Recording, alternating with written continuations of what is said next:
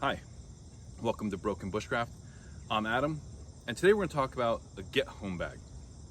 But before we do that, don't forget to comment, subscribe, like, and share, and let's kick this off. So a get home bag. What is a get home bag? It's exactly what it says. It gets you home.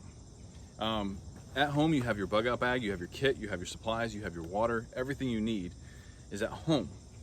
That's your base camp. But how do you get there? If you're at work, not me, I don't work. Or if you're at the supermarket, at the mall, you're traveling, what is in your vehicle to help you get to safety? Now, get home, it's to get home, but how about get to safety bag? So the first thing you're gonna need is a bag. This is not a very big bag. It actually can compress smaller. A small backpack works perfect. This is not to sustain life, this is just to get you to safety. I like this bag because it has the molly straps, so I can actually put this on my bug out bag if I want to. I can hook this to my belt. I can throw some 550 cord through here and use it as a backpack. So I like this. However, it is tactical, so if there is a massive situation where I have to get home and I'm using this, it does draw attention to it. So tactical is not always the way I like to go, but this is what I have, so this is what I'm gonna use. So let's go right into this bag. We're gonna go on the outside, work our way in. So the first thing is, it's always on the outside pack, is a first aid kit, a small first aid kit. Now a lot of people, this weighs nothing. A lot of people say don't take this, but a small cut can turn into a big infection, which can then turn into something worse. So I don't have the ability to prevent this. Also, it's in my bag, it's in the truck. So if the kids get hurt somewhere, I have a little kit here. I also have a bigger first aid kit inside the truck here in case something really massive happens. Next is a portable hand crank radio. It's also solar power. I can charge my phone on this. So if think about September 11th. When September 11th happened and we were all trying to call anywhere, we weren't getting any reception. So your phone's just eating up stuff. So you want to keep it charged so you can then finally hopefully call for help. But I can also listen to the weather on here and all the emergency channels. So a little hand crank phone or radio has a light on it. That's something good to have. That should be in your house as well. And then I got a water filtration system here. This is through Survivor Filter. It's just a kit that you can purify water with. It does not work with salt water, but will work with purifying 99% of all the impurities out of water, because water is something important they need to have. And most Americans are already dehydrated, so if you're dehydrated and then trying to go on a 15-mile hike to get to home or to safety, then you're gonna probably end up dead. So water is always a priority. So inside the bag here,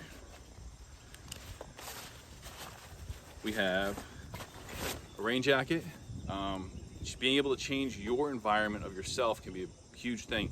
This also works if it's not raining, it's just cold, keeps the wind off you. So this way you're not losing heat. Or if it's really hot out, it's a light jacket, so it keeps the sun off you, protecting you from getting sunburned and more dehydrated. I have my water carrying device.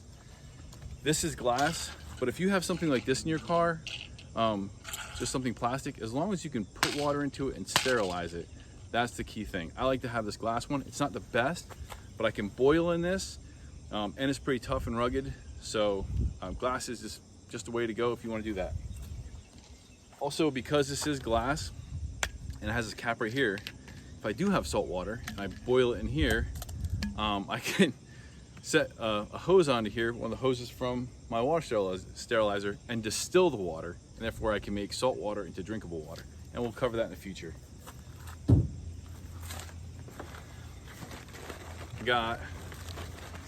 Always have a cutting tool. So I have my knife in here, just a fixed blade knife. This is not a full tang, this is smaller. This is the Mora Companion. So it's about $15, but it's worth the money. I got rope. You always have cordage, always have cordage. So I have 50 feet or 100 feet of cordage right here. This is also the one that has the fire starter in there. So, and the fishing line. I have an emergency blanket. This is emergency bivy. It also comes with a whistle on here, so it's a signal device as well.